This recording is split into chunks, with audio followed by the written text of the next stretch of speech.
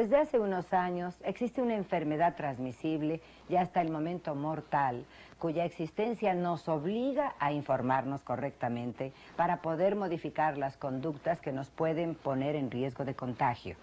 Este video contiene la información básica para que podamos protegernos y proteger a nuestros seres queridos.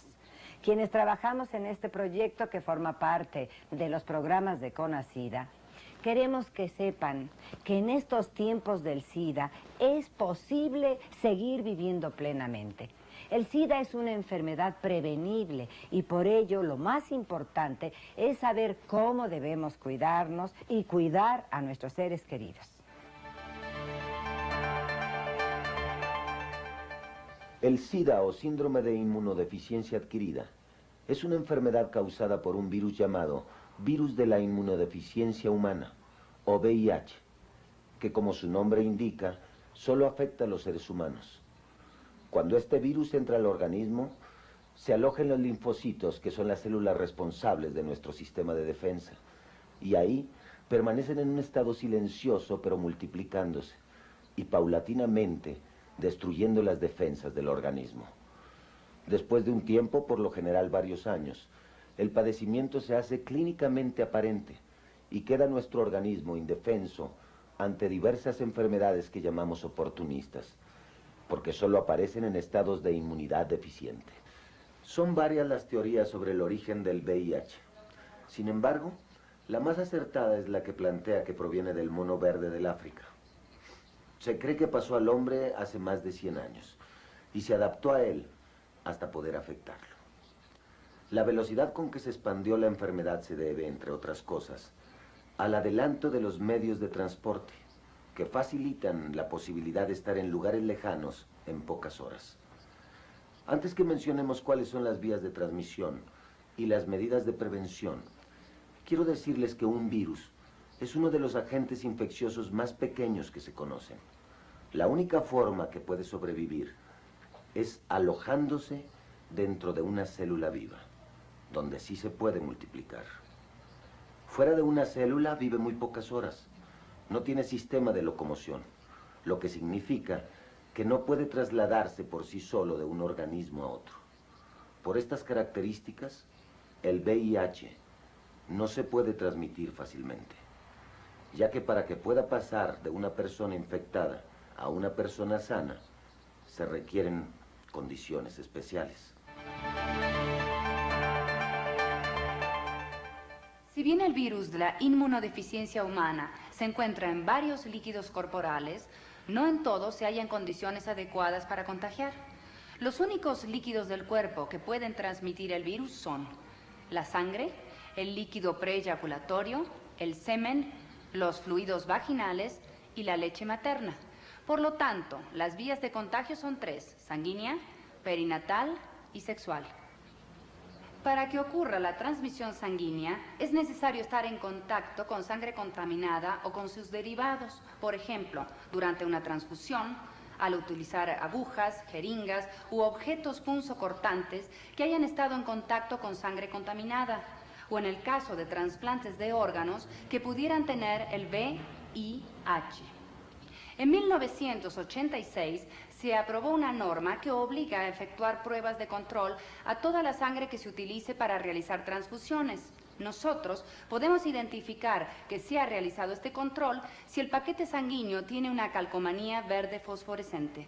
Para prevenir la transmisión sanguínea es importante utilizar jeringas o agujas que estén debidamente esterilizadas. También debemos esterilizar correctamente cualquier objeto personal o punzocortante que pueda haber estado en contacto con sangre. Y nunca hacer pactos de sangre. En una relación sexual, los fluidos infectantes son el líquido preeyaculatorio, el semen y las secreciones vaginales, además de la posible presencia de sangre, tanto menstrual como de pequeñas heridas. No importa si es una relación sexual entre hombres, o sea, homosexual, o entre una mujer y un hombre, es decir, heterosexual. Si hay penetración e intercambio de fluidos y una de las personas está infectada, este intercambio implica un riesgo. Por eso, ya no hablamos de grupos de riesgos, sino de prácticas de riesgo. Debido a que en nuestro país la transmisión por vía sexual es la más frecuente, es fundamental estar bien informado sobre sexualidad y conocer las prácticas que conllevan al riesgo de contagio, así como las formas de evitarlo. Si una mujer infectada se embaraza, su bebé puede contagiarse durante la gestación, al momento del parto o durante la lactancia. Por esto, se recomienda que aquellas parejas que desean tener un hijo y tengan dudas sobre si están o no infectadas, consulten a su médico sobre la conveniencia de realizarse una prueba del VIH antes de embarazarse. El SIDA, como otras enfermedades epidémicas, ha causado una serie de rumores e informaciones falsas que confunden y desorientan. Por esto es necesario aclarar que no se transmite por contacto casual, como esto: compartir alimentos, saludar de mano, compartir instalaciones sanitarias o albercas, compartir utensilios de cocina, compartir sitios de trabajo o de estudio, compartir transporte, abrazarse. Tampoco se transmite por donar sangre, por picaduras de insecto o por besos. Si recordamos que la vía de transmisión sexual es la más frecuente, es importante decidir cómo cuidarnos. Puede que decidamos no tener relaciones sexuales, o sea, abstinencia sexual, o que tengamos una sola pareja y esta a su vez solo nos tenga a nosotros. Esto se llama fidelidad mutua, pero ojo, que ninguno de los dos esté infectado. O bien, que aprendamos el uso correcto del condón, lo que significa seguir estos pasos. Solo deberán utilizarse condones de látex. Lo primero en que debemos fijarnos es que tenga una burbuja de aire para asegurarnos de que el condón está en buenas condiciones. Después, hay que revisar la fecha de caducidad, que puede estar impresa de dos maneras. Si dice MFD, que quiere decir fecha de fabricación, es aconsejable usarlo antes de 5 años después de la fecha indicada. Si dice EXP, o sea, fecha de caducidad, puedes usarlo antes de esa fecha. Para abrir el condón hay que hacerlo con la yema de los dedos, por los piquitos o por una esquina, con cuidado de no rasgarlo con las uñas o anillos. Después de extraer el condón del empaque, debemos fijarnos para qué lado se desenrolla y colocarle, si queremos, una gota de lubricante soluble al agua. Para evitar que el condón se rompa, nunca debemos utilizar lubricantes a base de aceites, como el aceite para los niños o las cremas cosméticas. Con la yema de los dedos, tomamos el condón de la punta para que no quede aire en su interior y lo colocamos en el pene en estado de erección, sin soltarlo, y lo desenrollamos hasta la base. Podemos colocar un poco de lubricante para que no se rompa el condón. Después de eyacular, debemos sujetar el condón desde la base y retirarlo mientras el pene aún está erecto. De esta manera, evitamos que el condón quede adentro y se derrame el semen. Al quitar el condón del pene, debemos tener mucho cuidado de no derramar el líquido y anudarlo, para después tirarlo a la basura. No olvidemos colocarnos el condón antes de cualquier penetración. Como el condón es de látex, es importante tenerlo en un lugar fresco, seco y con poca luz. De esta manera evitaremos que se deteriore. ¿Qué tal? Mejor nos protegemos, ¿no?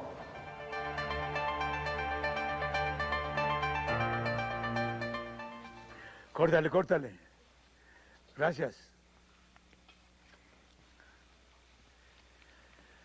No es lo mismo ser portador del virus que tener SIDA.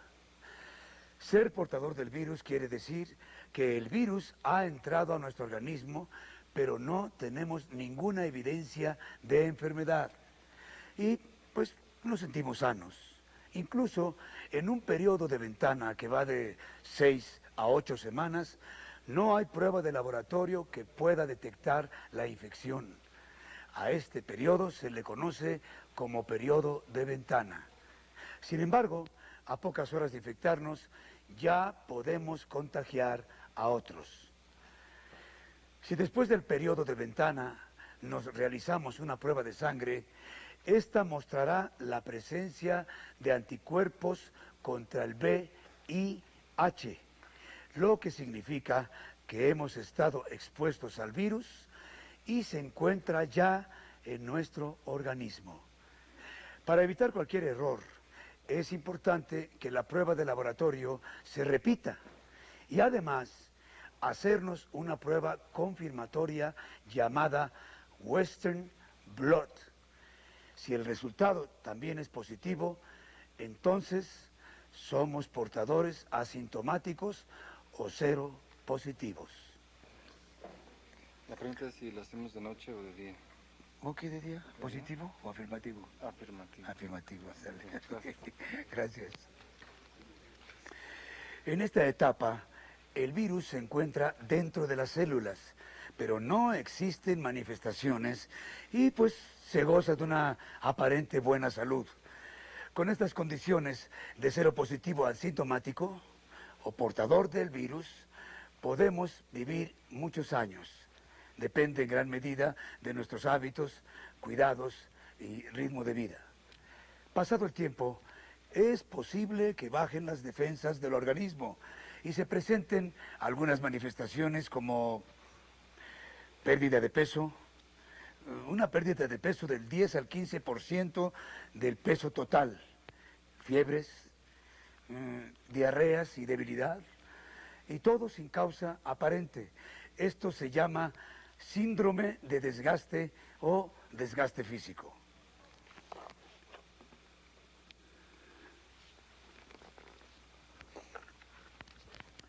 Podemos hablar de SIDA cuando además de estas manifestaciones se presentan otras, tales como infecciones oportunistas, recurrentes y de difícil tratamiento, que pues se pueden presentar en la boca, en la piel, en las vías respiratorias, vías digestivas o en los ojos. Síndromes neurológicos que pueden ser físicos o de conducta. Distintos tipos de cánceres, como sarcoma de Kaposi, que afecta principalmente la piel y mucosas. O el linfoma, que es un cáncer que afecta el tejido linfático.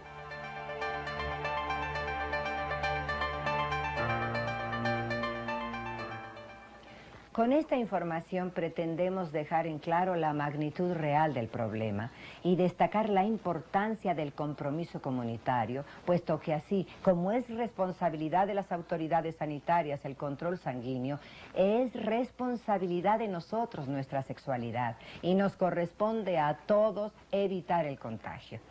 Finalmente, hay cosas que nunca debemos olvidar. El SIDA es una enfermedad incurable causada por el virus de la inmunodeficiencia humana. Se puede transmitir únicamente por 3 vías, sanguínea, sexual y perinatal, por lo que para prevenir el contagio solo se requiere evitar el contacto con aquellos fluidos potencialmente infectantes. Hoy en día debemos de cambiar aquellas conductas que pueden ponernos en riesgo, pero no por temor a la muerte, sino por amor a la vida. Porque aún en la era del SIDA es posible seguir amando, seguir creciendo.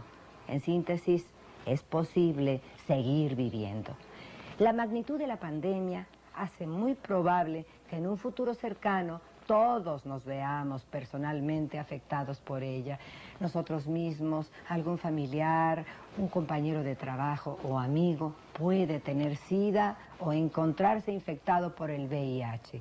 Es por esto que toda persona que vive con el VIH o tiene SIDA requiere de apoyo y comprensión a fin de hacer frente a su enfermedad.